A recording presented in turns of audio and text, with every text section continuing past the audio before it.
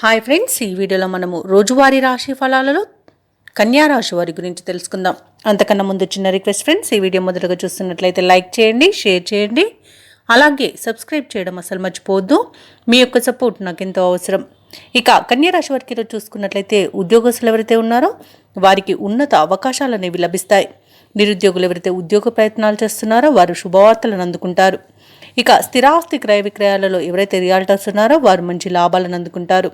చేపట్టిన వ్యవహారాలలో ఆకస్మిక విజయం అనేది లభిస్తుంది. కొన్ని పనులలో ఆప్తుల సలహాలు తీసుకోవడం మీకెంతో మేలు చేస్తుంది. అలాగే కన్యా రాశి వారికి ఈరోజు మంచి ధనయోగం అనేది కలుగుతుంది.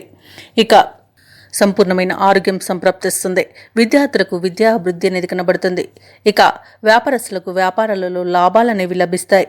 ఇక ఈరోజు కాంట్రాక్టర్లకు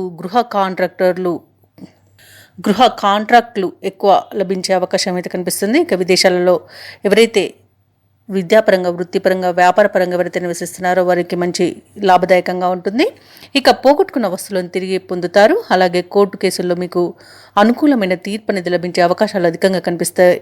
అలాగే ఆశించిన ఆర్థిక లాభాలు అనేవి కనిపిస్తున్నవి. ఇక వివాహ ప్రయత్నాలు చేసేవారికి శుభవార్తలు అనేవి అందుతాయి.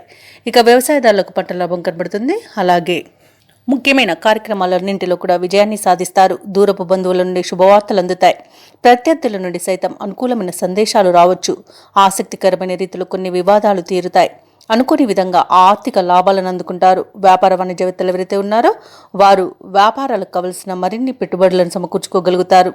ప్రభుత్వ ఉద్యోగస్తులు ఎవరైతే ఉన్నారో వారు ఉన్నత స్థితికి రావచ్చు. చిత్ర పరిశ్రమ వారికి, క్రీడాకారులకు ఊహించని పిలుపు రావచ్చు. ముఖ్యంగా విద్యార్థులు ఒత్తిడి తొలగించుకోగలుగుతారు. మహిళలకు ఉత్సాహవంతంగా ఉంటుంది.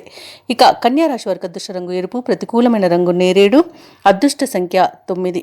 ఈరోజు కన్యా రాశి వారు దుర్గా స్తోత్రాలు పఠించడం వలన మంచి శుభ ఫలితాలను పొందుతారు. అలాగే పనులలో వచ్చే ఆటంకాలని తొలగించుకోగలుగుతారు.